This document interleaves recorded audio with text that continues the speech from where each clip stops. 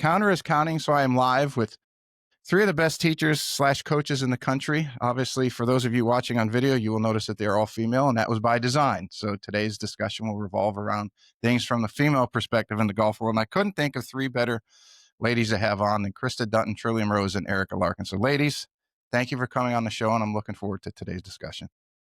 Thanks, Pete. Thanks for having us. So to save on time, I usually do a bunch of pleasantries, but since two of you know me and one, Erika, you'll get to know me very quickly. I think we'll just jump in right away and dispose with the pleasantries, since we already talked about Trillium's workout and Erika's dog, and Krista, you were a little late, but I've known you long enough. I think jumping in you'll agree that is just fine. But obviously, one thing that I wanted to touch on today to get your three perspectives on is women in the golf industry are a minority, and it is a very, very male-dominated profession, whether you're a director of golf, head pro assistant, or in this case, a coach. But I think that is slowly changing, and the PGA has made some adjustments to facilitate that. But I would just like to hear from each of you your perspective on are those things happening? But I'd rather start from the beginning and say what led you into the coaching or the golf world, especially at the time that you got in. It was very, very male dominated, and there weren't programs to promote young girls to get in. Yeah, I mean, I saw it as an opportunity. Yeah, go ahead, Krista, you go. Well, I remember in my first business school class through the PGA, and I think these guys would probably chime in similarly, it was maybe a handful of women with 200 some guys in like a cart maintenance class, and listening about things we probably weren't going to use a lot going forward. And even those that were presenting the information, I'll never forget a guy saying, oh yeah, I hired a good looking shop assistant, and just kind of made some offhanded off color comment about that, and made sure she was cute and blah blah blah. And we were definitely not recognized in the room, so to speak. But at the same end, I feel like we were never held back per se. I mean, I think there were, for me at least, I felt like I grew up with three older brothers, so I was kind of used to that environment. So I think those of us here and those of us that came before us just kind of plugged in and kind of got through it. And I would say, as we went through the programs through the PGA, and then even those of us who joined the LPGA, like opportunities just kind of open, and I think came our way because we were a little bit in the minority and fewer women doing what we were doing and not being afraid to just put ourselves out there. And a lot of the guys were very welcoming. I was welcome. I was in the PGA in the New Jersey section, and I felt like I was very welcome amongst all the directors of golf and instruction. And I think you just kind of plodded through to the point now where I don't see many barriers for women. In fact, I see more opportunities for women getting into the game. Mm-hmm. Erika, you had some.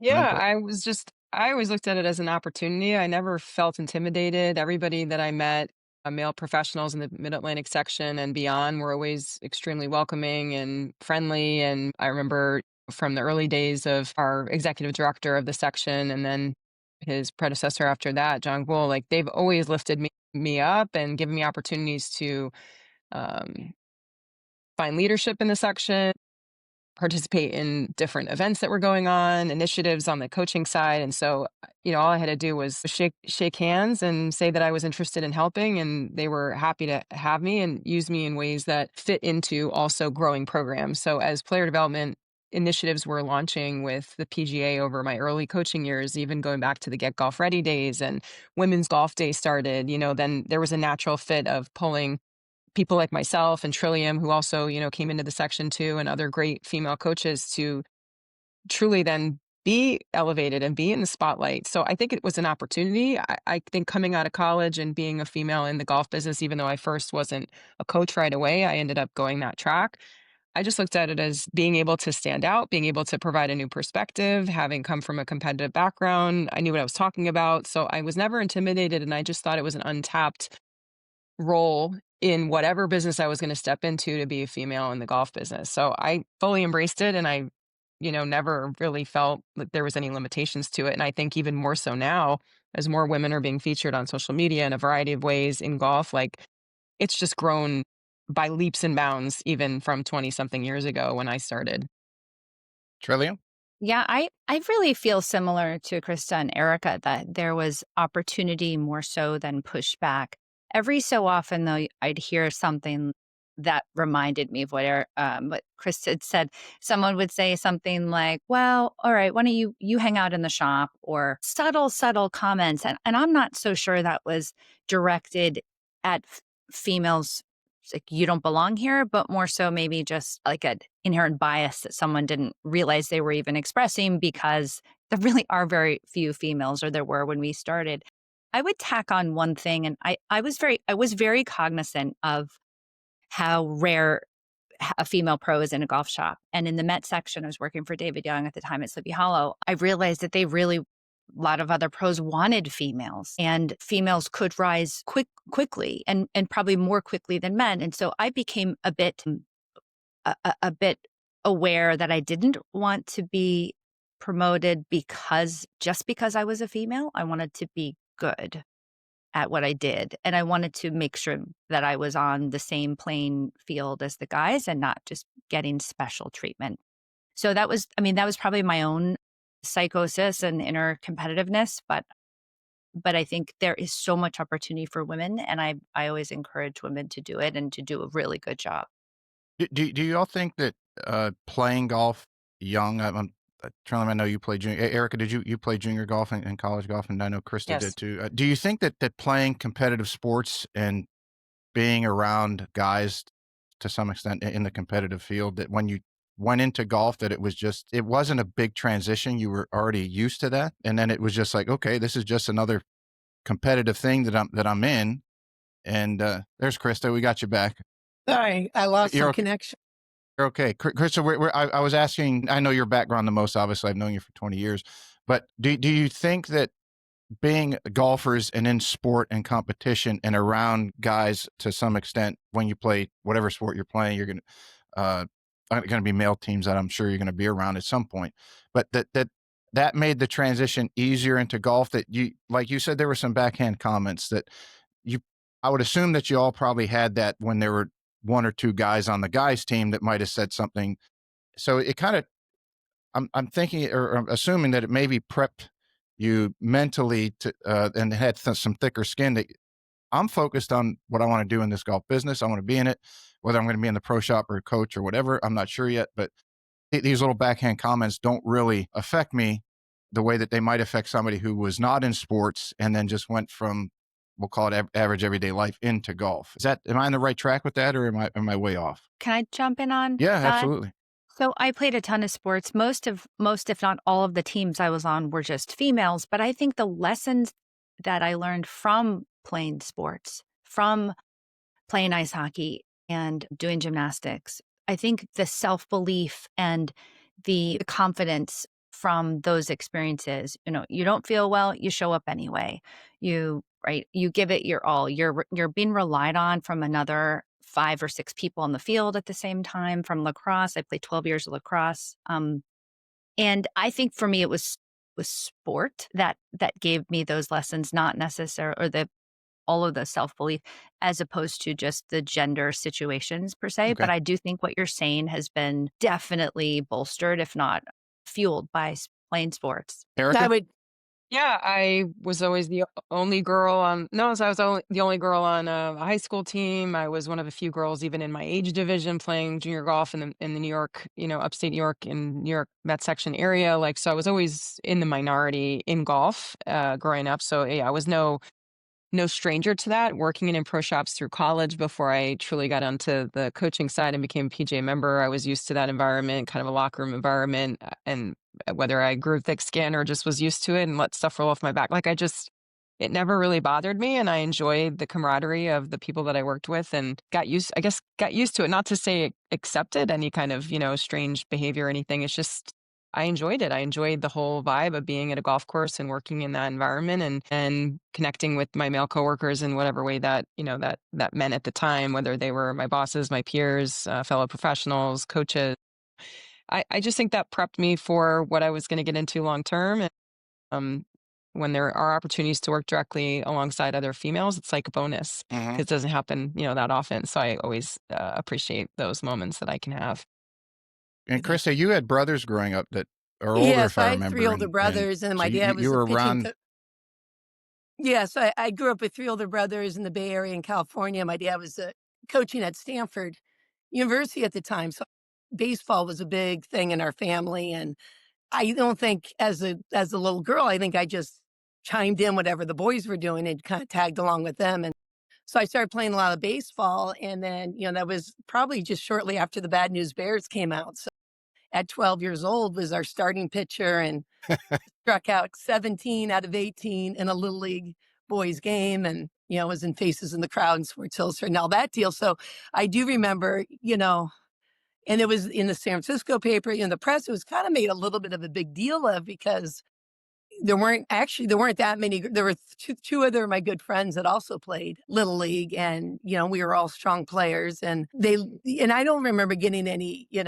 backlash from it. I do remember some jokes and this and that, but I think it's what you love to do, and you just did it, and the boys accepted it, and you were good at it. In fact, all three of us made the All-Star team one year, which was the first time three girls had made that. But I do remember my dad saying in the crowd, it's too bad to waste such a good arm on a girl, kind of joking to the other parents, but they all knew he was kind of just My tongue in God. cheek.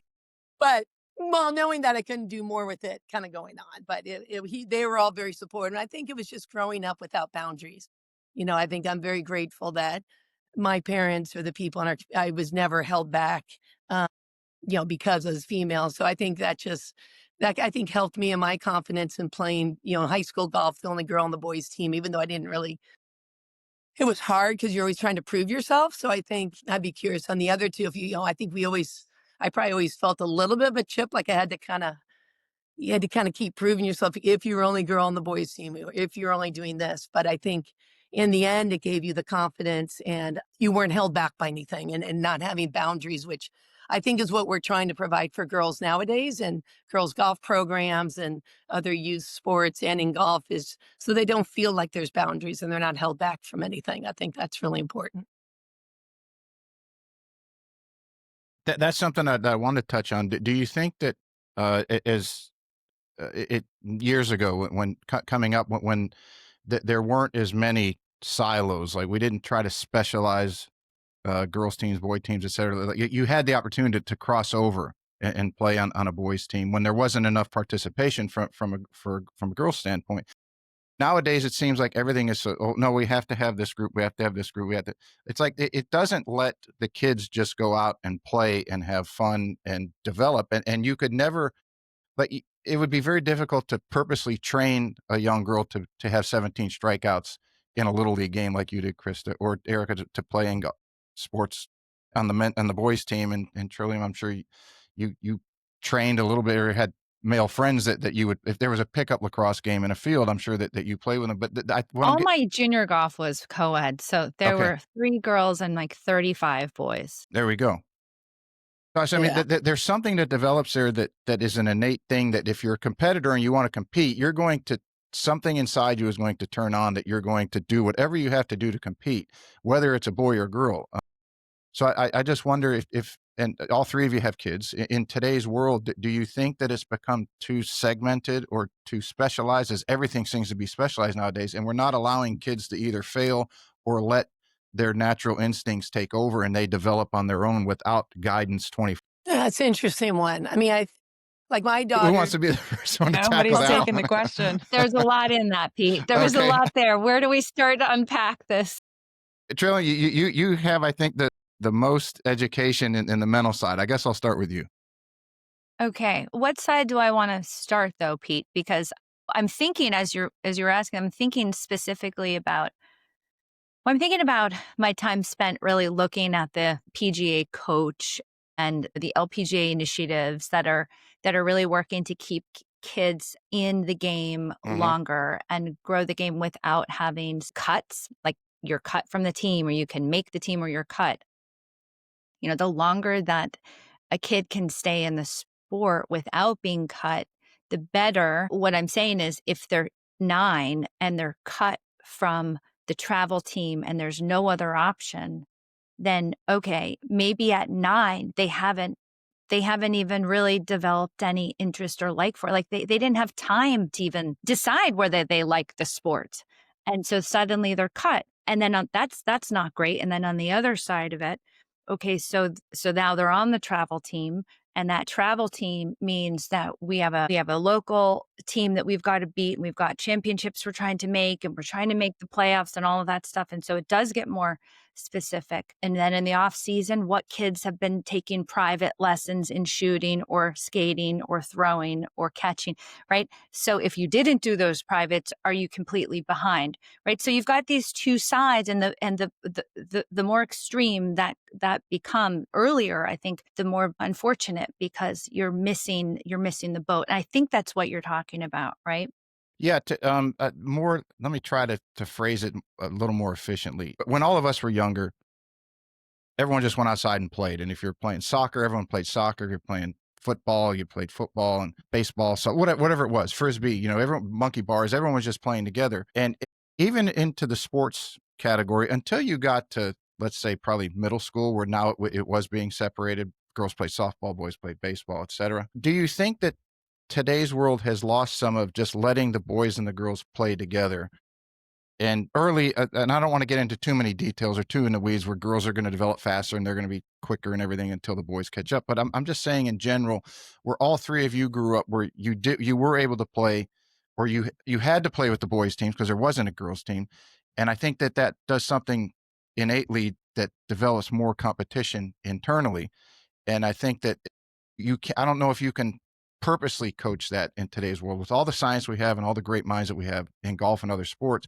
I think that is something that evolves, and it's very difficult to put something like that in place. So the simple question is, do you think that golf has become too specialized for young kids, or and I don't know, because I don't, Krista, you're involved in the local PGA league, junior league, if I'm not mistaken, or at Rose Hill. What you've done over there has been some great stuff. But do you think is it that we're just putting the boys and girls together and saying go play, or are we breaking them up and saying you have to play in this segment, and we're going to split you up early? Where when we were young, it was go outside, go play. We don't care what you do. Come back at dark. Yeah, Does that make it any more efficient or Just more sense?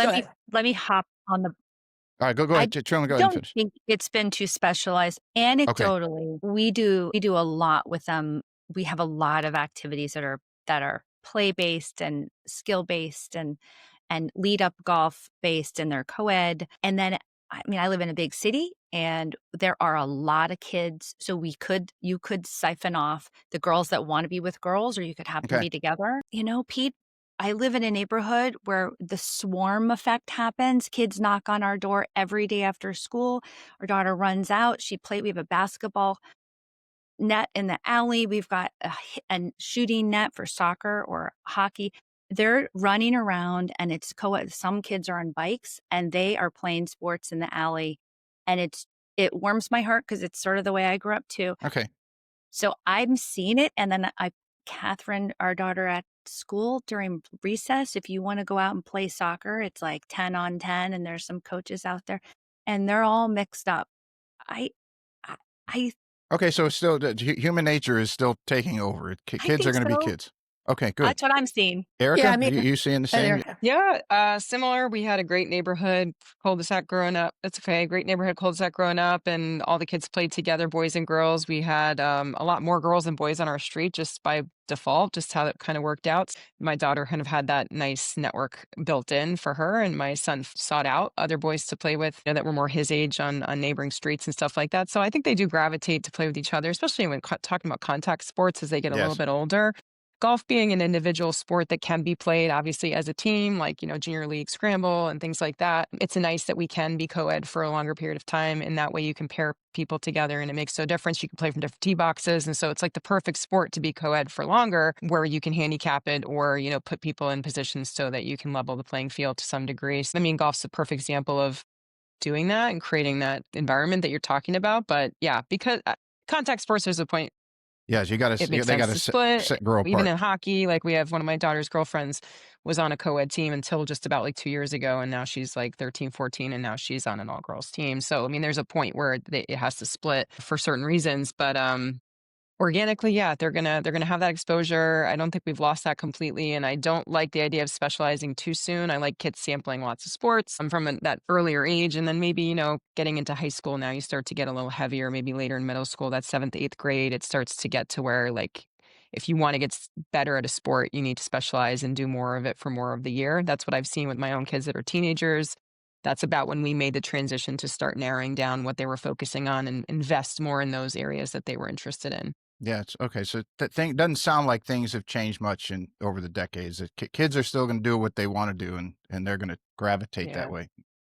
Krista, your two Yeah, kids are high school age. yeah, Similar. I mean, I think, like, the time I played that time I played Little League, and I will say it was a life-changing time in my life because I think it gave more than I realized at the time. I just loved baseball, and it's all I knew and what I wanted to do, and I happened to be good at it and played, but I looking back on it and playing with those boys, I think it definitely gave me confidence to walk into a room being, low number of females or playing another activity or going to the gym. Like this morning, there was one other female and like 10 guys doing a group workout. So it carries on through life.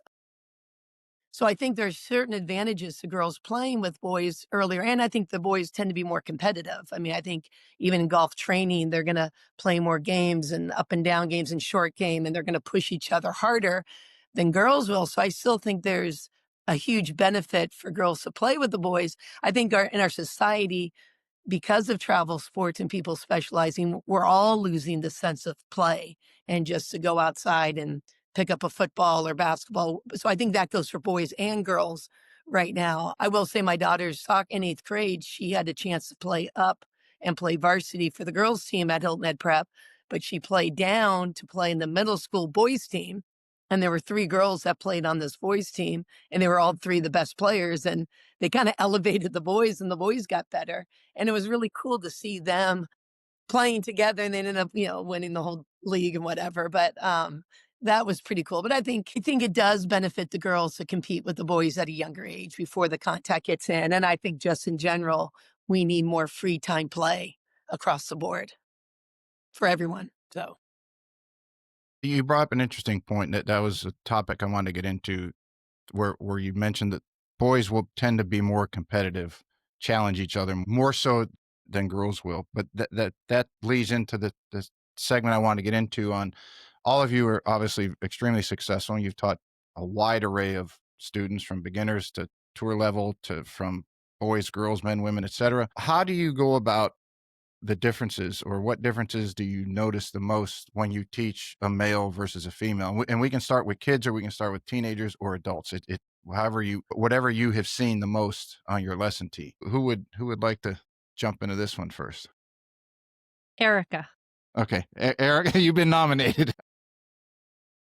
Okay, so I would say if we break them up into a bit of some segments on ages again, coaching young girls, there's definitely seems to be an interesting social aspect to it. And the conversation is different than coaching a group of boys, if I was to say the vibe, right? Mhm. So I have had all girls programs. And yeah, the way I approach it, especially as the female coach too, there's just something a little bit softer, not to say it can't be competitive, but working in some kind of creative, I don't know, like art piece or just play, something creative that way. Like they tend to enjoy building that community together and being a bit social. And maybe there's a song that we sing, or like it's just a little bit different vibe, I feel Mhm. like. So for that, leaning into that component has been fun and different than coaching boys at older ages. And we'll talk now about more of like the adult, young adult, and or just middle-aged female playing.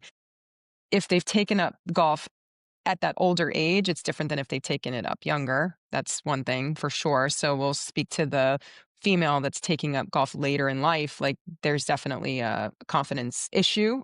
A lot of times they're nervous about being in the environment because it is foreign to them. Maybe they'd feel intimidated about not knowing what to do, how to dress, all those things. So there's a lot more that you have to settle that woman student down into feeling comfortable, where guys tend to just fake it till they make it kind of thing. And like they'll just show up and go with the flow and not freak out about what they should wear exactly, or like, should I tip or not tip? All those little things, that etiquette side of being at a golf facility, like women are much more concerned about that in my experience. So there's a bit more of that priming and prepping women to feel comfortable in the environment than with their male counterpart that also might take up the game, at a later age, or may have been at least exposed to it more anecdotally over the years than some of the females that I've coached. So I would say that's the first thing, but there's many other points. So I'll pause there and let the other ladies chime in. Go ahead, Trill. Krista, you want to jump in? Yeah, I mean, I would agree with it. Well, Go ahead, Trill. Oh, all right, there back she to me. paused. Yeah, I agree with Eric. I really like the all girls environment, especially with younger girls. That said, I mean, there's a lot of ways to sort of look at this in lots of situations. So our 8-year-old is on a co-ed hockey team. There is an all-girls hockey team. Now, she would have a lot of fun on the all-girls hockey team.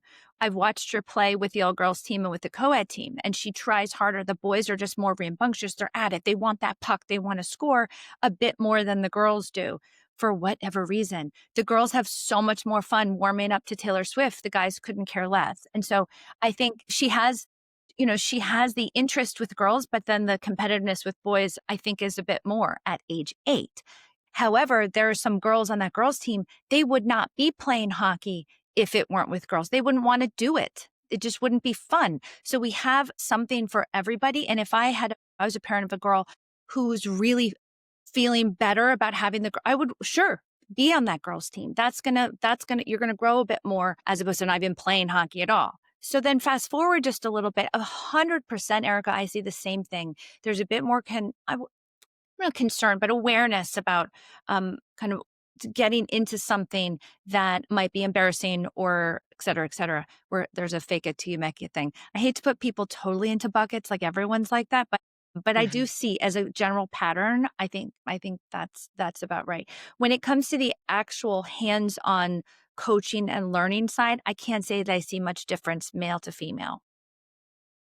I just can't see when it really comes down to it. I think it's pretty much the same, but working into it.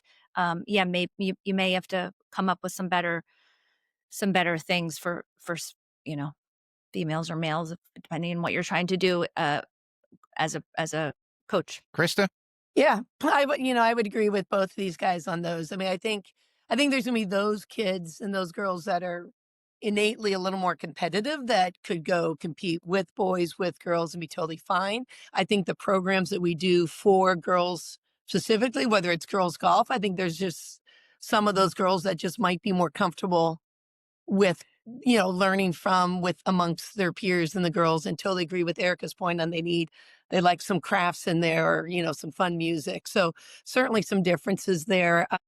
So I think there's good to have opportunities for both.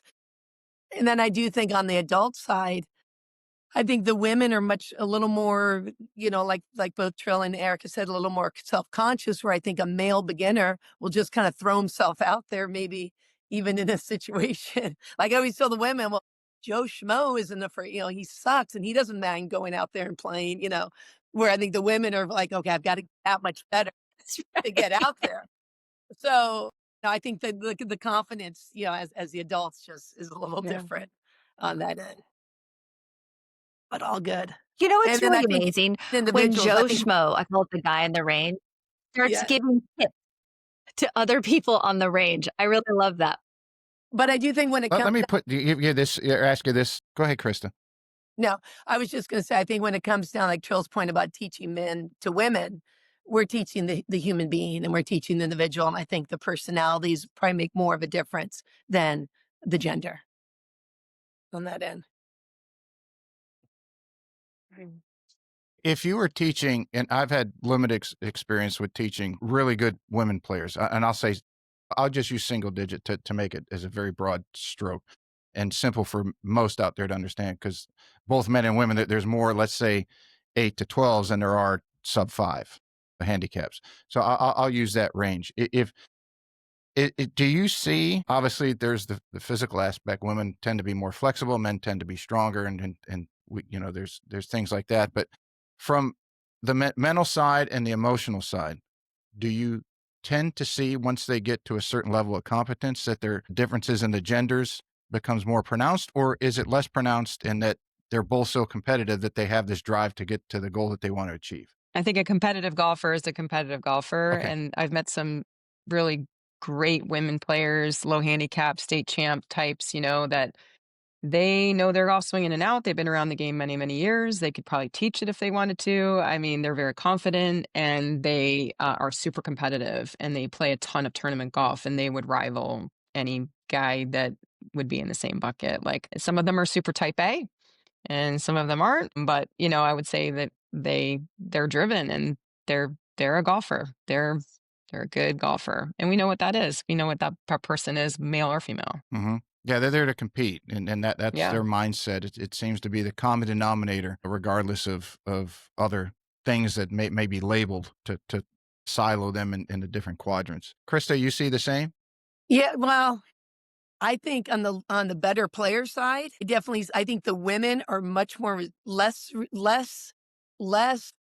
wanting to change. I think they know their golf swing, like Erika said, and I think they're less resistant to changing. Like I think I'll have guys that are singles that are, okay, let's change this or let's fix this. And at least my experience, I feel like the women that are down that low, like, ooh, they don't want to, they know what works for them. They're less hesitant. They're more hesitant to want to make any serious changes. Or I think for whatever reason, some of the guys that are lower are more open-minded to maybe trying something new or changing something, which for whatever reason. That's just been my experience. I don't know if Trillium, what do you think about that?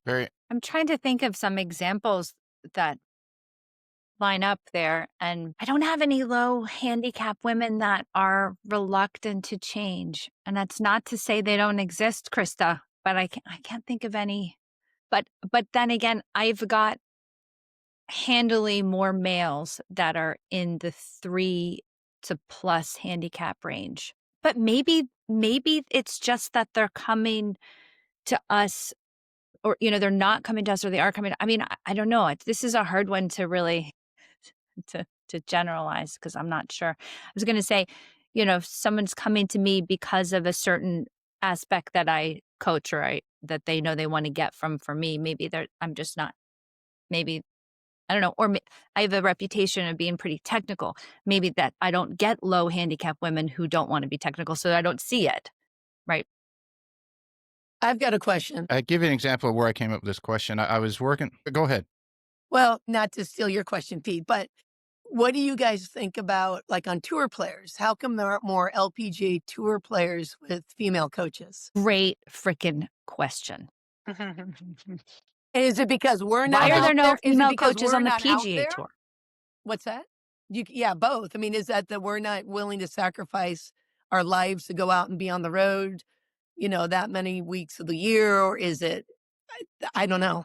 I'm just throwing that out there. I've got some thoughts, but I had this, not this exact discussion with Tom Stickney a couple weeks ago, but we were talking because he's always been a club teacher. He's taught high level players, but he said he just didn't find it as enjoyable. And we use Sean Foley as the example. He said Sean loves being out on tour, and he can speak the language of the tour pro, navigate that environment, whether it's LPGA, PGA, wherever he is, and he just thrives in it. But other coaches, that's not what they enjoy. You break down that segment to certain, there's only a small, I would say, percentage of people who would want to do that are going to go on the road week in and week out, or for 3-4 weeks at a time that want to do that and be in that high stress environment. That was the other thing is the coaches I've talked to, I said, why don't you have you're very, very good at what you do. Why don't you have a full stable of tour pros? And they said, because I don't want the stress of me being that much wrong and it affects their livelihood to where they could lose their card or something bad happens to their career. I don't want to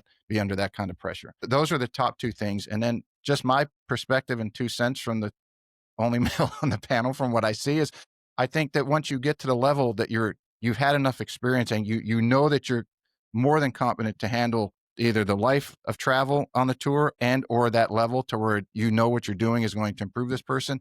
Now you have kids, and it's like, do you want to leave or do you not want to leave? Where I think female coaches have the motherly instinct is much stronger to be around the kids than the male. Now, someone listening to this might say, well, you're being chauvinistic. No, I'm just saying what I've seen over years that I think there are more than all three of your examples, more than enough women coaches that are more than competent to take somebody from not getting their tour card to getting it.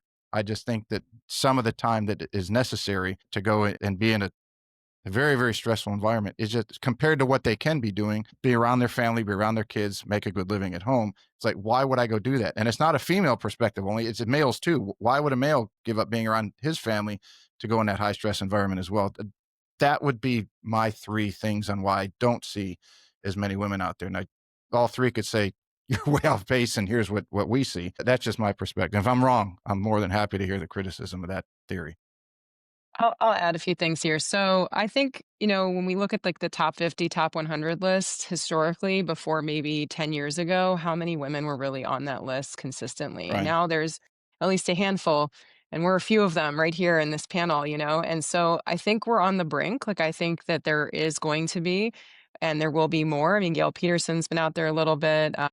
I've been lucky enough to coach a National Player of the Year that's participated in 3 PGA championships. I've been inside the ropes on the PGA Tour a couple times. He's not a regular competitor out there, but it's still fun to get a taste of it. I don't know if it's a lifestyle that I would want, but if it happened and my guy was playing regularly, would I go support that? Yeah, it would be fun to support that. So we all have good players we work with, and the juniors that we're raising over the last 15, 20 years, don't think that one of them isn't going to make it at some point and maybe we'll get the call, right?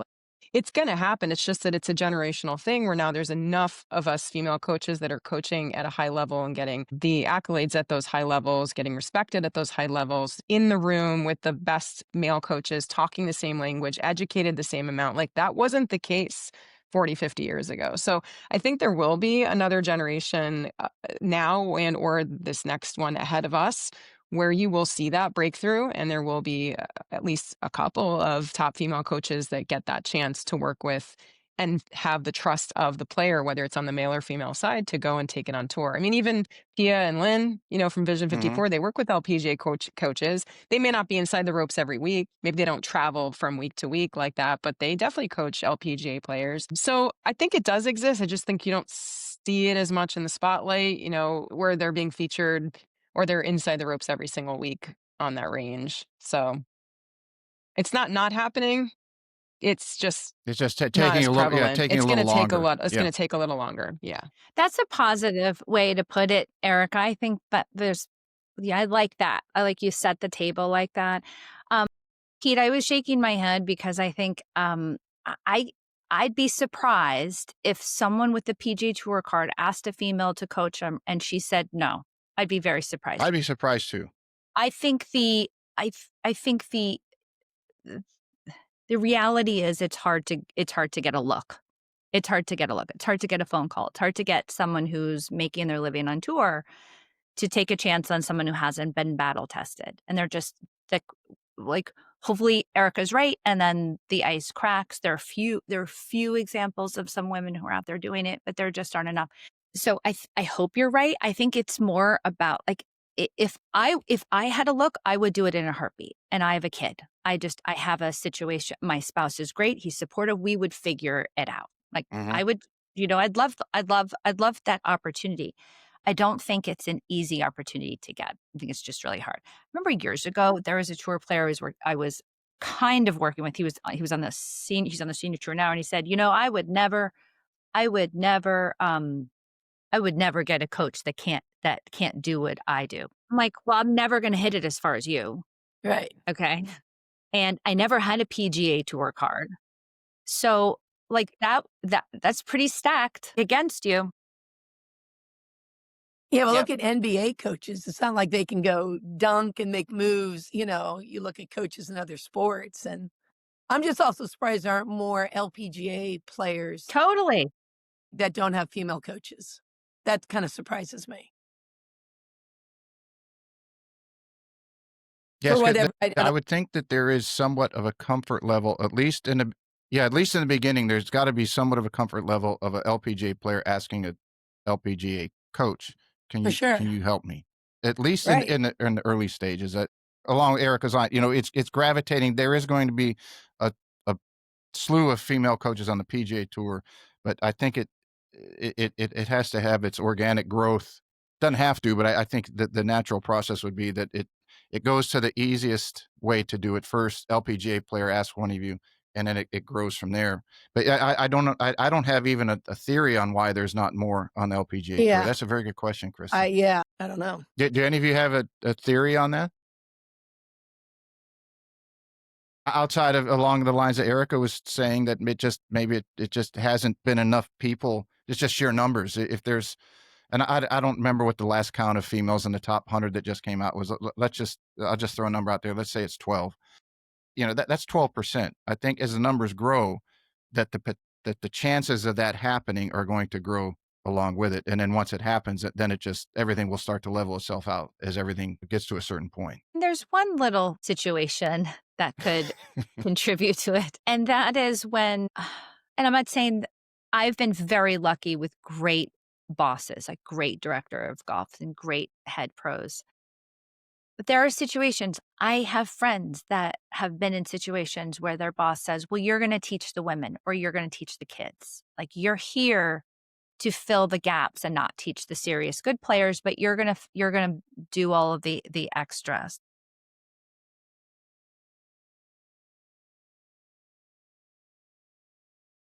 Still breaking old stereotypes. Yeah.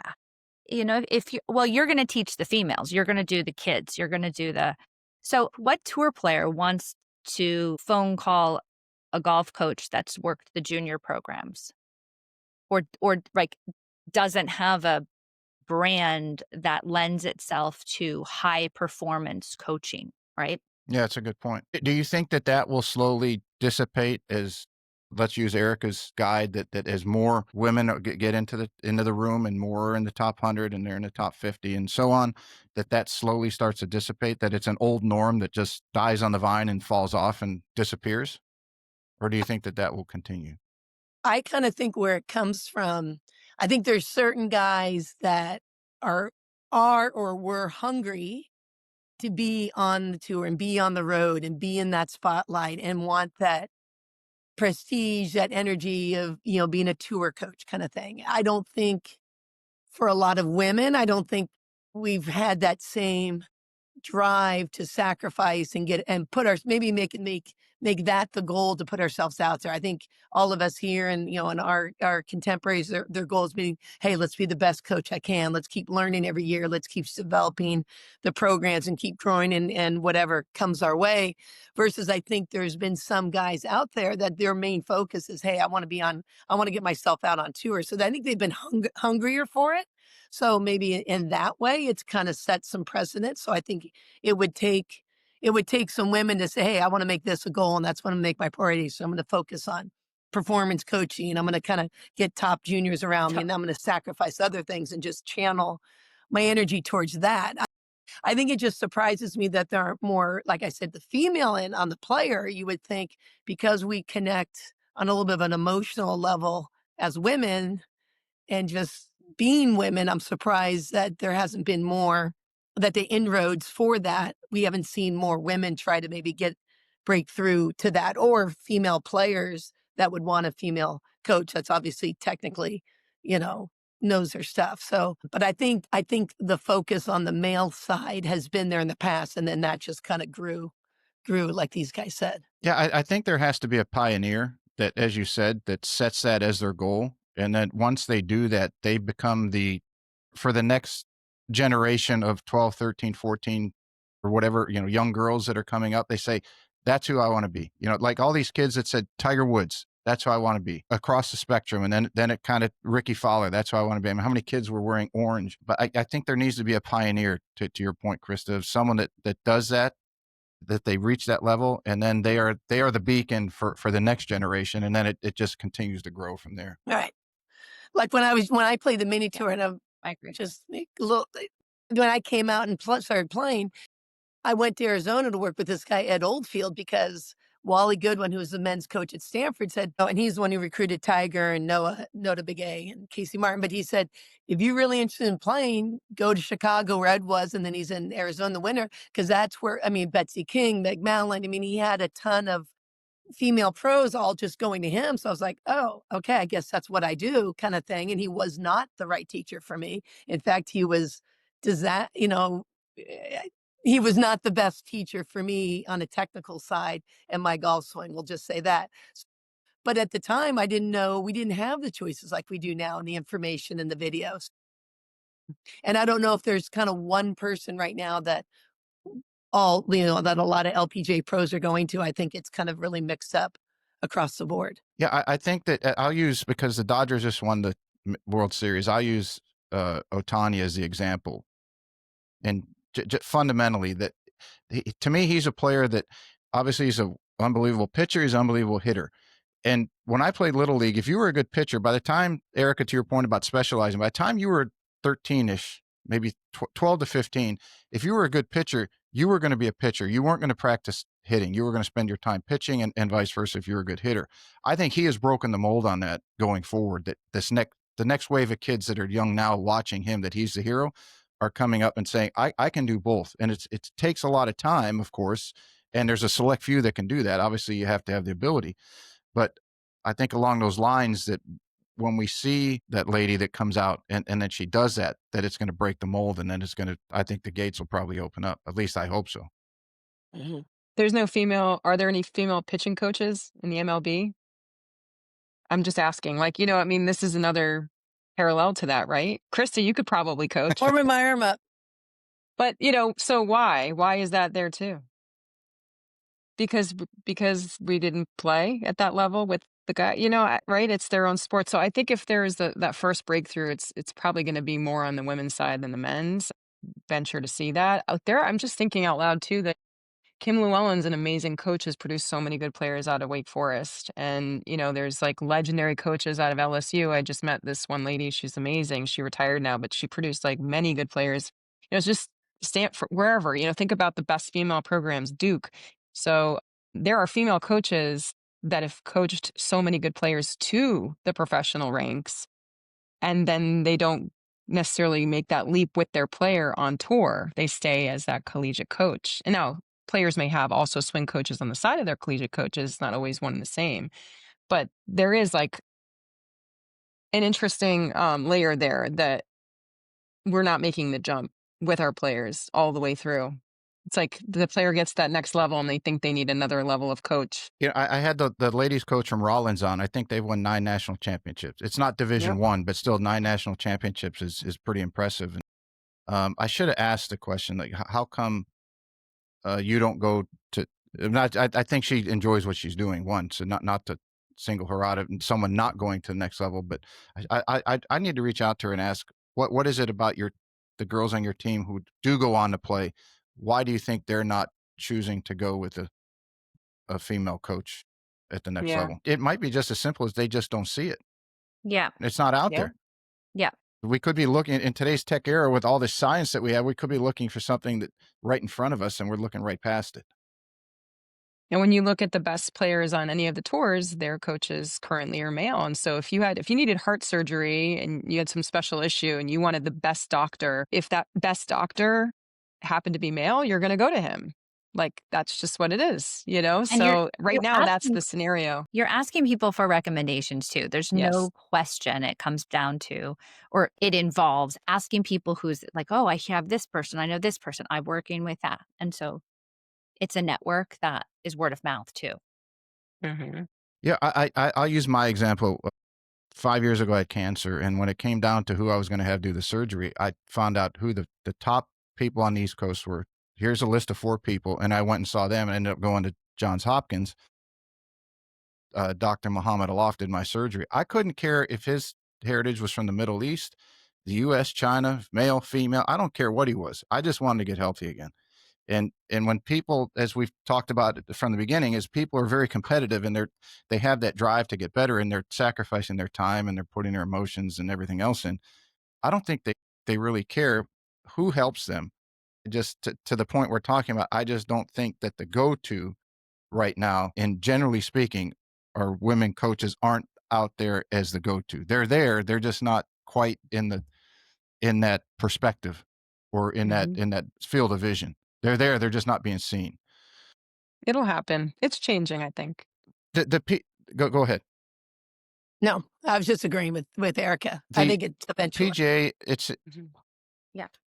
With the junior league and the inception of that, and a lot of things that have been done to grow the game, has enough been done to bring young girls and women into golf? I know there's been a focus on that the last couple of years through the PGA of America, or at least that's what's been told at a number of seminars and material they put out. But as three women who are in it and have been in it for a long time, what is your opinion? If I could crown you each the ruling body for the day, or the decision maker for the day, would you continue with what's going, or how would you tweak it to improve it? Krista, I'll let you. I'm nominating you for this Krista, one. you All get right. nominated Oh again. no, my box turned purple. I'm up.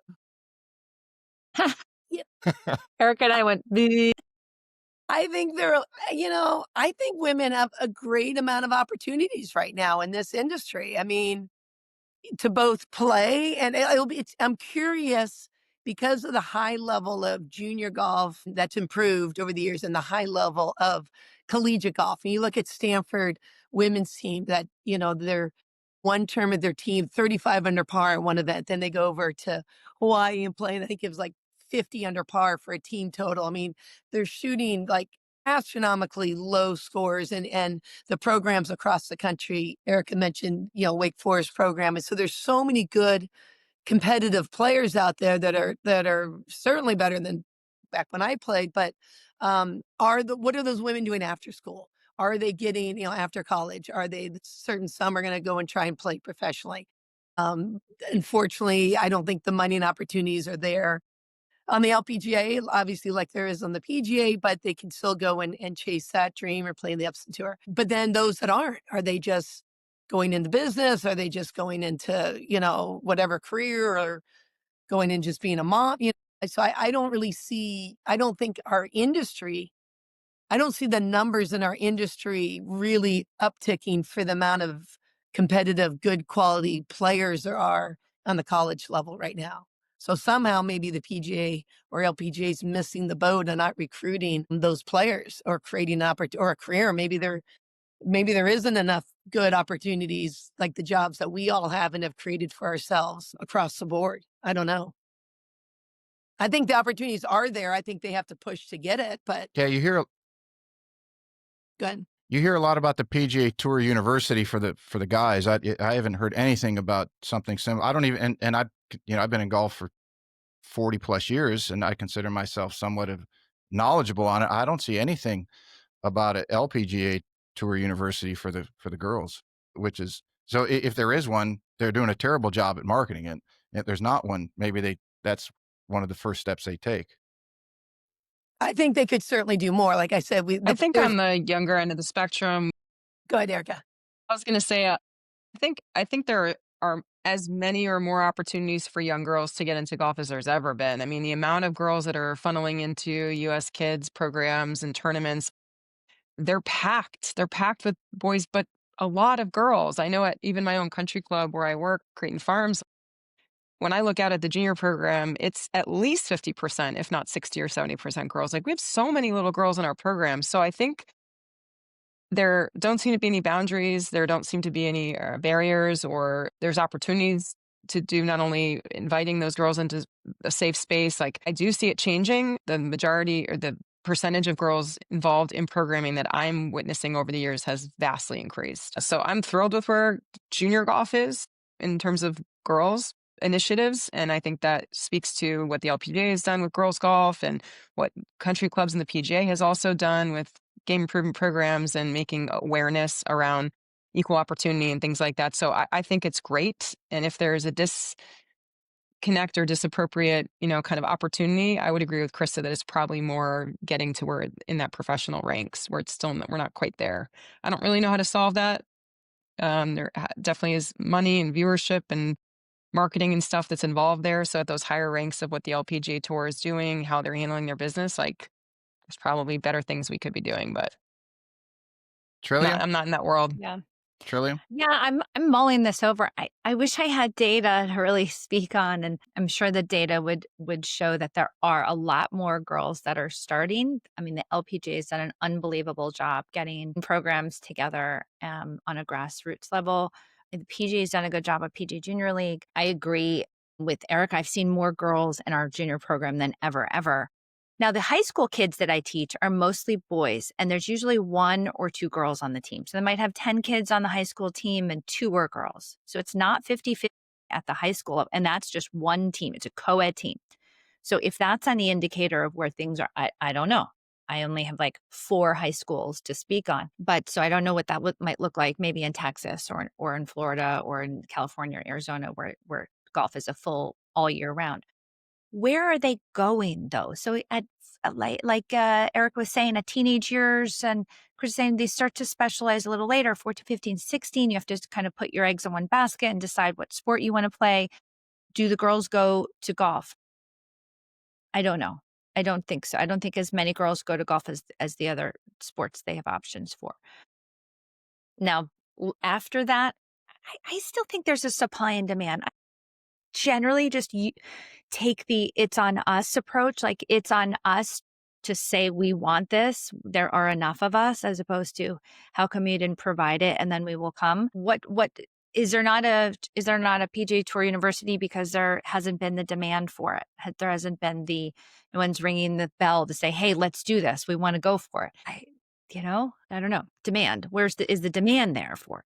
Well, it seems to be that, and I think there was some talk about this over the last couple of years, was that the obviously with the influx of the Korean ladies on the LPGA Tour, you look at the leaderboard every week, and half the leaderboard is from Korea. But from what I've seen, that those who have looked into that say, well, the Koreans really promote female professional golf, so it's like a priority to them. Yeah. And I know the kickback has been, well, if they want to do it and they're competitive, they're going to make it happen. So yeah, but you got to have the industry support behind it. So, and I don't follow it. I used to have a couple young girls that I taught. That was 6-7 years ago, and I don't now. So I'm not in that field, so to speak. But I'm just curious, do you think if the LPGA adopted more of the Korean LPGA model, do you think that the women's game would grow more from collegiate, or from high school to collegiate to professional, and be more out there in the general discussion of sports in this country? Like, if we took like a cultural shift on how we look at golf, I don't know. Well, I don't even, like, if you look back, I don't know how many years ago it was when the women's World Cup team, when they were in the final, and it went to like 4 overtimes, and the TV ratings on it were through the roof. So I think the support is there. I just don't know how to get there. You Not mean that- for soccer? Are you talking about the soccer Yeah, world? the World Cup soccer team, yes, and that was a number of years ago, and I think there was a lot of expectation that was going to propel women's sports to this new echelon that it just hasn't gotten to. And I would think of any sport that it would be golf, because we have so much. It's more of a focus here, at least until the Korea has made it the focus, or it seems like. I just don't. I'm seeing a big miss, and again, not being in that side of the industry, I don't understand where the miss is, because all the pieces seem to be in place, and if we're lacking, that's why I guess Well, what I'm asking you all, as being in females in the Korea, industry. you don't have to go to school if you show a specialization. So there are tracks for these young kids to just focus on golf and not have to go to school or do the homeschooling program. There are also companies that sponsor those programs. So Hewlett Packard could get behind a girl at age 12 who can then make it her job. So we don't have that type of, we just Support. don't do that here. Yeah. Sure, you could go to a school for 80,000. You could go. I mean, I was on the board of a golf academy. If you've got $80,000 to send your kid to a golf academy, the one that I was involved in, 80% of the student body was international, and that's Mhm. probably because the Americans realized that, hey, they can have a great coach at their home course, and they don't need to fly across the seas to do that. I do think there's a potential, though. Krista? Yeah, I think there is a potential. Like I said, you look at the college ranks. One positive note, I teach a girl who's part of the Annika Foundation. So there's a club out near Augusta called Old Barnwell.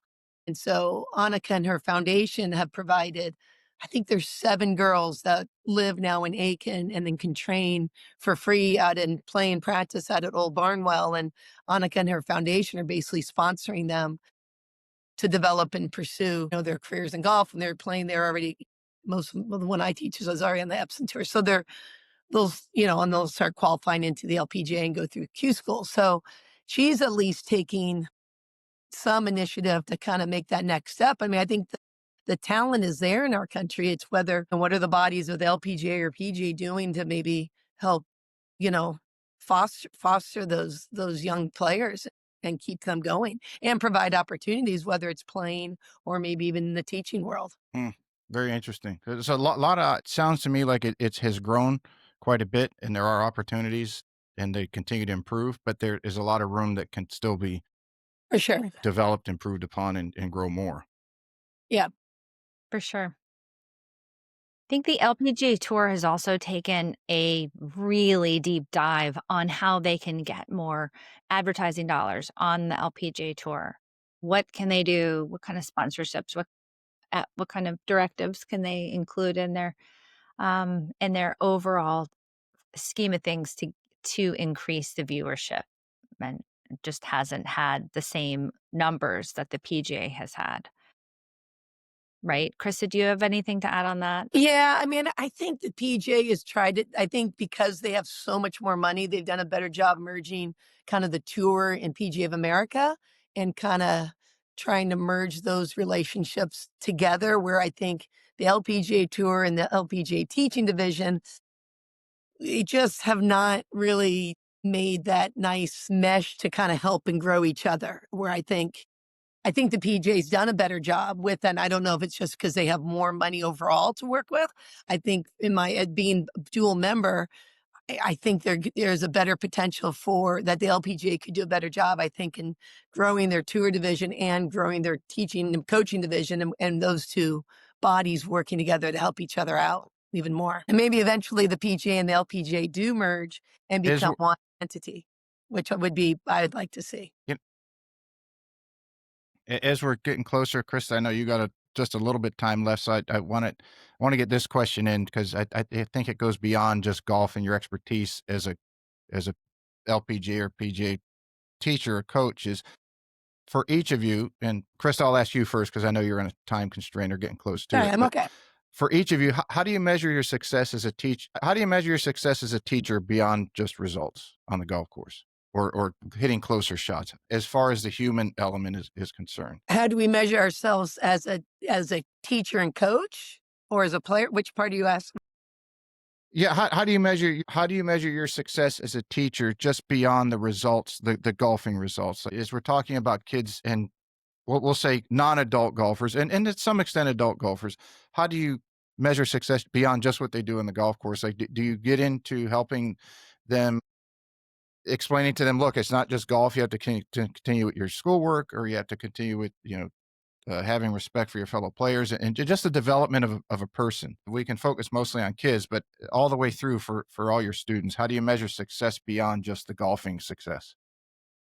Yeah, I think it's those victories that we all have. I mean, I've been fortunate enough, and I mean, locally we've had some really strong girls golf teams. So, I've got maybe 4 to Hmm. 6 girls that are either earned college scholarships last year, 3 or 4 from that May River team, and some local teams here in Hilton Head Island, and now another slew coming up. So that as they're trying to find and use golf, some are stronger players than others, but to be able to use golf to help them get a better education and get into a school and a program that maybe they couldn't have. And I don't know if many of them will play professionally, but the fact that they're using golf as a tool to help advance themselves personally, to get a better education, to create opportunities for them as young adults, that's very rewarding, number one. And to see them achieve scholarships and have to put themselves out there and do community work and volunteer with our girls golf club, which they all do. On the adult level, I would say just,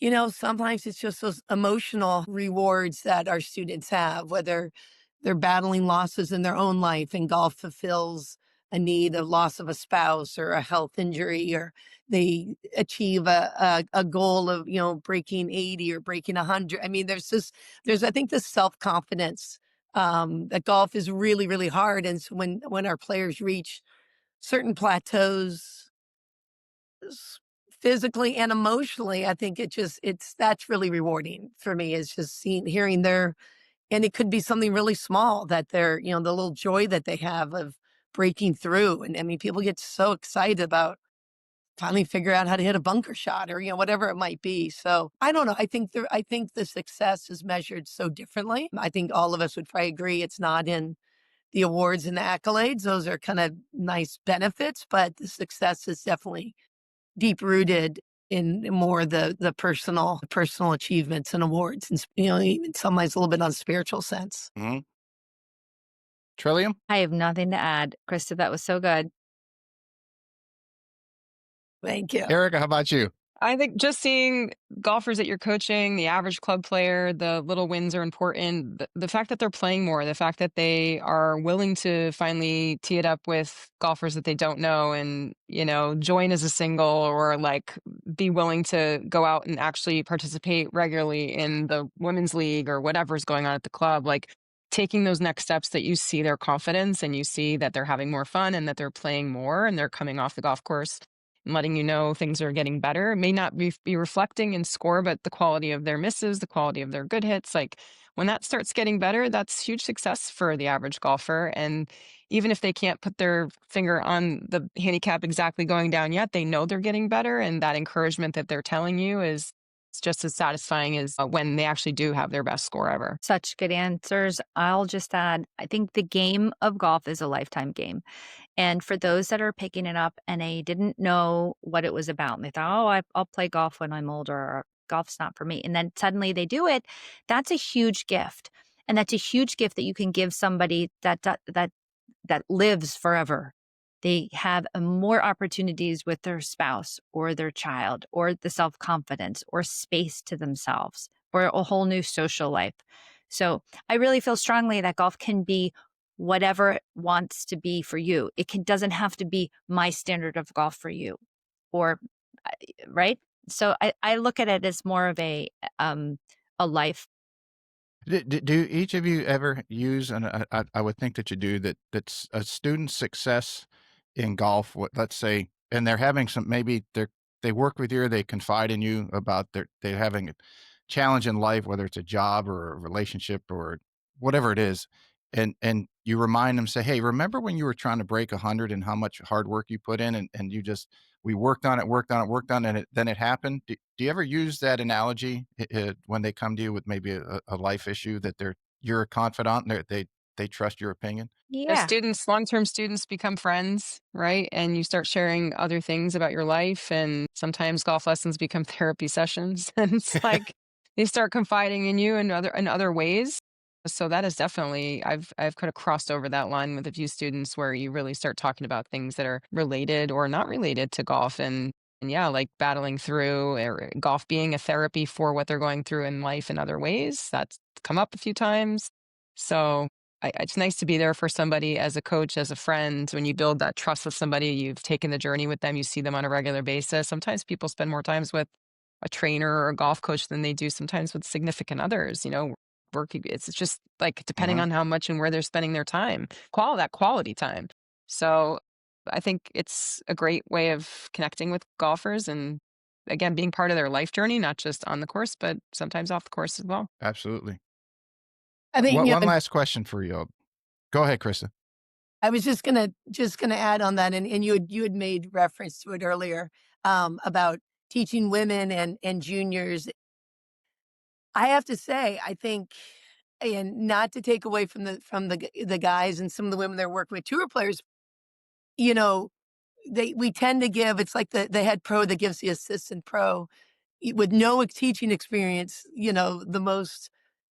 The highest responsible level, like teaching the juniors or teaching the ladies. I think teaching women and teaching juniors is one of the hardest things. I think teaching tour players sometimes can be looked at as an easier thing because you might be ball position, it might be creating a different feel in their swing that they're used to. They're great athletes, they can achieve it. So as long as you know the technical and how things match up and what they're working on, you could argue that it's not that difficult compared to taking a group of kids or women that have no stick ball connection and history growing up and teaching them a game where they've got to swing a weighted object around them in balance. So I think, it's a testament to the people in our industry, the women and the men that are out there teaching, a lot of the grassroots programs and the high quality of communicators and teachers that they are. you can't poo-poo those entry level, programs, because I think they sometimes can be more challenging than the higher ones. It's a whole different animal that you're working with. I have found working with young kids or amateurs, beginners, is keeping them, not letting them get so down on themselves, because they're coming to you and they maybe watch it on TV and they see how good somebody is. And the quick example I use is teaching my girlfriend. Like, she's a very big tennis player. She's a 4.0 or 4.5, so she's pretty good. Taking her out to the golf course the first time, she literally she hit a couple drives, topped them, but by the fifth ball, she's hitting 150 yards as straight as you can point, and she looks at me and says, "Well, that's it." Now, I had played on a nationwide tour so she's used to seeing, some of the best there are, obviously not the tour level, but close. And it's like, and so her expectation level was so far beyond what her skill level was. And for me, working with beginners, I use that as an example. It's such a different mindset. For me, it's very difficult. I tend to work good with better players and let's say 10 handicaps or less, but Mhm. it's a big challenge working with kids or beginners on how to do that. Something that I'm not good at, maybe need to become better at. Yeah. One last question. If you could sit down with your 20-year-old self, what would be the best advice you would give if you could have a cup of coffee or have lunch with them? What would be, as far as building a career, what would you tell them? Understand why Watch the other ball hooks. teachers. Travel. Yeah. Or slices. Erika? Yeah, I would say learn as much as you can, say yes to every opportunity, and be patient with the process. Doors are going to open if you just work hard and, you know, stay the course. Keep that. Be yourself. Be yourself. And in learning from you three today, I would say, to my ears, I would say, keep the competitive mindset first and foremost. Maybe not get so caught up in the theory or the thing of the time. The competition in your own head is reaching another level is the goal. Don't lose sight of that, because it's so easy, especially in today's world, to get off on tangents, social media and phones and dings and pings. But I'm always curious to hear what other high achievers would tell themselves. And it seems to be somewhat similar from level to level. Ladies, is there anything we missed? I mean, I'm sure there's a lot. We could sit here for hours, and I'd love to have you all on again, but this has been great. Learning for me just to hear more of a female perspective in our business. So I appreciate you coming out. If there's anything else that you want to add, please feel free. This has been great. Thanks, Pete. Anytime. Thank you, Pete. Let's do it again, you Oh, guys. someone was happy. Did you hear that? Absolutely. Let's do it. Thanks, Pete. Yeah, let's do it was again. good.